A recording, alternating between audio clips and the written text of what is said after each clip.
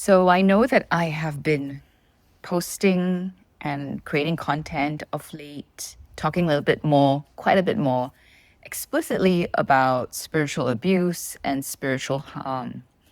And, uh, it wasn't because it has been a deliberate intent to create content on this topic per se. It's just that my content is often very organic. It evolves with my own journey of healing and integration. And it just seems more and more to me that I can't speak authentically about this journey of becoming more integrated and of healing without talking about the reality of complex trauma and particularly spiritual and religious complex trauma and spiritual abuse, even as I am learning about these things.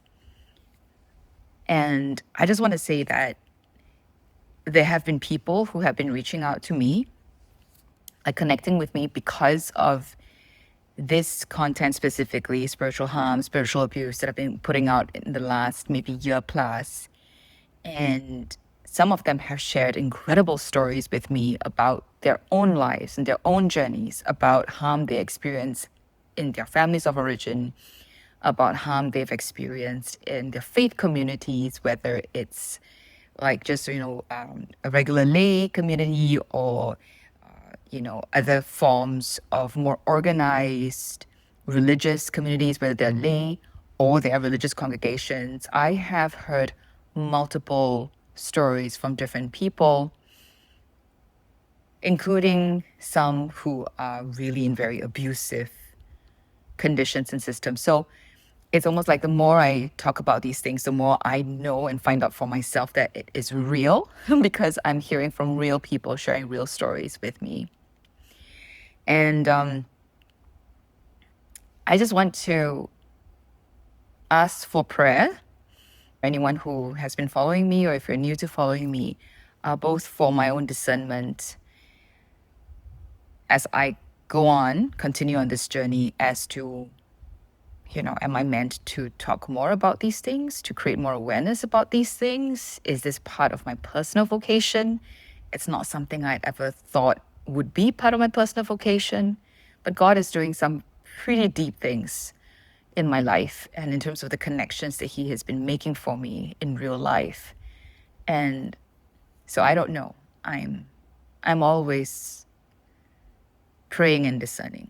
So one, prayer for that. And two, perhaps even more importantly, if you watch this video, can you please pray for those people, for yourselves, right? But also I want you to know that there really are people out there, real people who are really suffering because of spiritual abuse, because of all kinds of dysfunction, and in the context of faith. And I'm not saying that religious or spiritual harm is worse than emotional, psychological, or physical, or sexual harm. We cannot compare suffering like that. And I think they're just all horrible. And really, at its core, any kind of abuse is all connected with other, all its forms of abuse, because we are all connected at the core of our humanity and our being. It's just, I think for someone who has faith and who is deliberately seeking to follow Christ and to love God and to have that weaponized against them, to have that faith used to abuse them and keep them silent and fearful and manipulate even perhaps their love for the church, to keep them silent, right? To try and convince them that speaking out or whistleblowing is going to cause scandal and cause harm for the church. All these things are real. And I want to ask for your prayers for everyone who is in that kind of situation, and especially those people that may be feeling very alone and who may just stumble upon this video, because this has happened before. People have stumbled upon my content and realize that there are people out here in the world rooting for them, even if we do not know who they are. So that's what I wanted to ask for your prayer.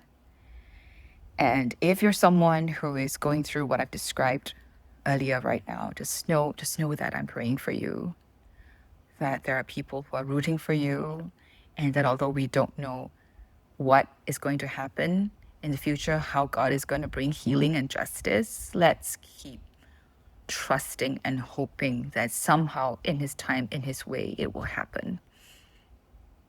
And you're not alone. You are not alone. Thanks for watching.